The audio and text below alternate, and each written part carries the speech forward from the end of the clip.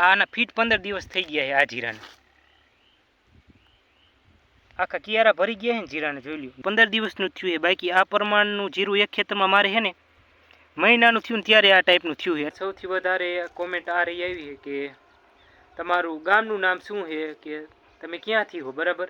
તો હું તમને જણાવી દઉં કે જય માતાજીને જય શ્રી રામ બધાને, સ્વાગત છે તમારું નાના ખેડૂતના નાના વ્લોગમાં.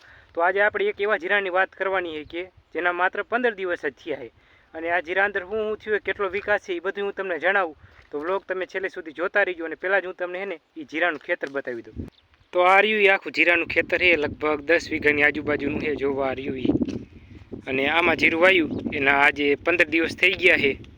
અને હું જીરું તમને બતાવી દઉં કે જીરાનો વિકાસ કેવો થયો છે, આપણે આમાં કેટલા પાણી પાયા છે એ હું તમને કહું. તો જીરું જોવા અહીંયા પણ છે આછા અંદર, આ પારિયા અંદર. તો આ પ્રમાણેનું જીરું છે, જો આ પ્રમાણેનું જીરું છે આ રહ્યું ને,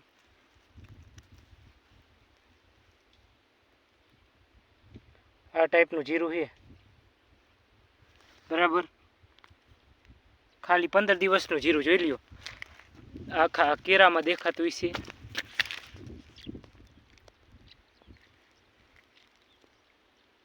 માત્ર ને માત્ર 15 દિવસ જ જીરાને થયા છે હજી. તો આ ખેતર છે, અને આમાં એક મોટો પ્રોબ્લેમ શું છે, ઢોર આવવાનો. જો આ હગડ તમને દેખાય, આખા ખેતર અંદર ઢોર ફરી ગયા. તો અહીંયા કેળી કરી નાખીએ જોવા, એટલે જે આ હગડમાં જે જીરું આવી જાય એ ભાંગી જાય, સમજે?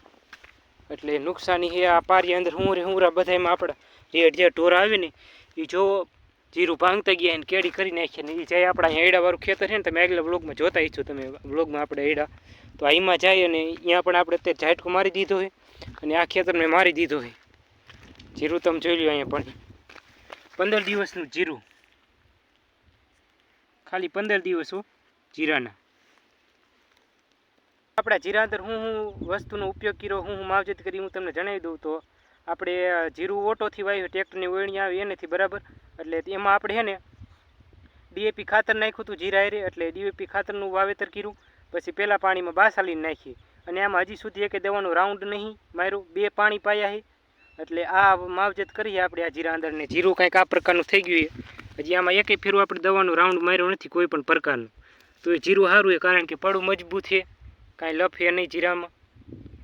પડું સારું હોય એટલે જીરું આપણું સારું જ થાય. અમારે એને કાં ચીકણી જમીન છે ફૂલ, એટલે પાણીની બહુ ઓછી જરૂર પડે, બાકી જરૂર પડે ત્યારે ફૂલ જરૂર પડે આમાં, સમજ્યા? આપણે ખેડ હરખી ન કરી હોય, હર માર્યા હોય તો ઓછી જરૂર પડે પાણીની. બાકી તમે પંચિયાને એવી નાના હાથીથી જીરું વાવી દીધું હોય તો એમાં પાણી આપણે ચાલુ રાખવું પડે. જીરું જોઈ લીજો. તો આ જીરામાં કઈ કઈ આફત આવી એ હું તમને કહી દઉં, તો જણાવું તમને. તો આપણે જીરું વાવ્યું અને 8 દી થયા, તાયો માથે તબડાતોડ વરસાદ, જીરું ઉગવામાં હતું અને માથે વરસાદ થયો એટલે બધું જીરું રહ્યું એ દબાઈ ગયું, ઉગી ન આવી ગયું. પછી વરસાદ આવ્યો એટલે પડું તો લીલું થઈ ગયું, અને બરફના કરા પીડાતા એના લીધે જે જીરું જે ઉગ્યું હતું એ પણ આમ ડટાઈ ગયું, એમ સમજો ને, તબડાઈ ગયું પડું. એટલે પછી પાણી ફૂંકાઈ ગયું પડા અંદર, એટલે આપણે બીજવાણ પાણી વાવી દીધું, એટલે જીરું 1 નંબર નીકળી ગયું બહાર. આ ખેતરમાં હંધાય પહેલાં આપણે આ ભાગ અંદર જીરું વાવ્યું હતું, એટલે આ ફીટ 15 દિવસનું થઈ ગયું છે. બાકી આમ આપણે એનકા રિયો પારો, બરાબર? એનકા વાંહેથી, એટલે એ કાંઈક 13-14 દિવસનું છે. આ 15 દિવસનું જીરું થઈ ગયું છે. આ જીરું હું તમને બતાવું. જીરું કેવું કોમેન્ટમાં જણાવી દેજો, બરાબર? તો જો આ રહ્યું જીરું.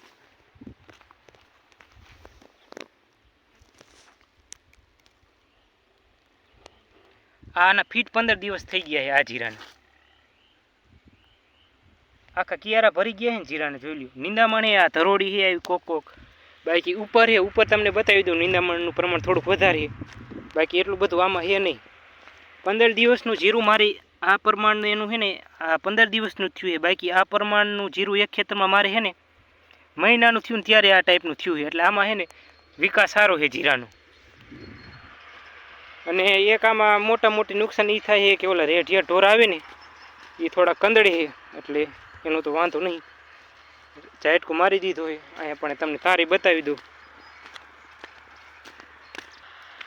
તો અહીંયા જો શેઠે હું આપણે તાર બાંધ્યો હોય, કાલે જ હજી બાંધો હા તાર ખાપા ખોડી નાખ્યા બાવરાને અને આ ઓલો લોખંડનો તાર આવે ને બાંધી દીધો હું રે ખેતરને એટલે ઢોર આવે તો એ કાંઈ લપ નહીં.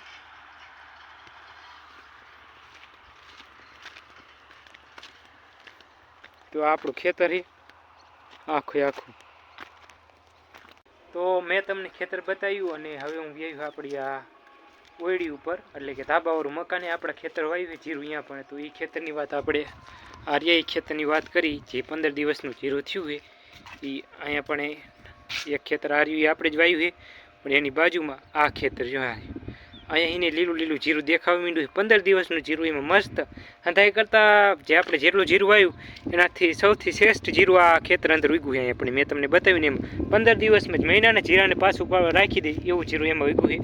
અને આમાં હજી આ લગભગ થયું હશે 9-10 દીનું જીરું આ રહ્યું થયું હશે. આનો વ્લોગ મેં નાખી દીધો છે અને અત્યારે આપણે આ ખેતર અંદર ત્રીજું પાણી વાર્યું છે અને આ જેટલું કોરો વિસ્તાર દેખાય એ બધામાં જીરું આપણું ઉગ્યું નહીં. એનું કારણ એ કે ખારું પડવું છે અને જીરું ઉગવાનું થયું ને તો માથે વરસાદ આવ્યો તો એટલે આમાં ધબેડી ગયું જીરું અને ફૂલ ખારી છે એટલે હુકાણી નહીં એટલે જીરું બધું ભરી ગયું છે. બાકી ઉપર અહીંયા પણ છે જો આ ખાતરની કોથળી પડી અહીંયા પણ 1 નંબર જીરું છે એમાંય વાંધો આવ્યો નહીં.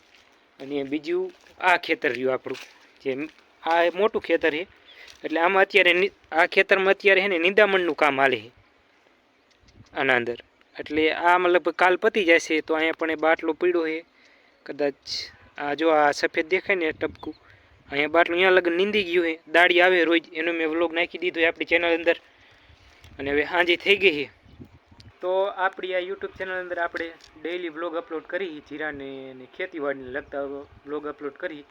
તો પહેલાં તો આપણા વ્લોગ અંદર કે વિડીયોમાં એને કોમેન્ટ નથી આવતી પણ હમણાંથી અઠવાડિયાથી કોમેન્ટો ચાલુ થઈ ગઈ છે.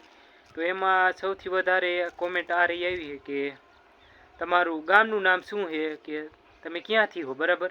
તો હું તમને જણાવી દઉં કે મારા ગામનું નામ ભીમગુડા છે અને તાલુકો વાંકાનેર લાગે, જિલ્લો મોરબી લાગે અને તમે ખોડિયાલમાંનું માટેલ ધામનું નામ સાંભળ્યું હોય તો કદાચ અને તમે આવી ગયા હોય તો ત્યાંથી લગભગ 4 કિલોમીટરની દૂરીથી છે નજીક જ થાય હાવ. તો આ એક કોમેન્ટ બહુ આવતી હતી આપણા વિડીયોમાં કે તમારું ગામનું નામ શું. તો મારા ગામનું નામ ભીમગુડા છે. તો આજે એનો વ્લોગ આપણે અહીંયા પૂરો કરી અને વ્લોગ તમે છેલ્લે સુધી જોયો એ બદલ તમારો આભાર અને થોડો ઘણો સપોર્ટ કરતા રહીજો.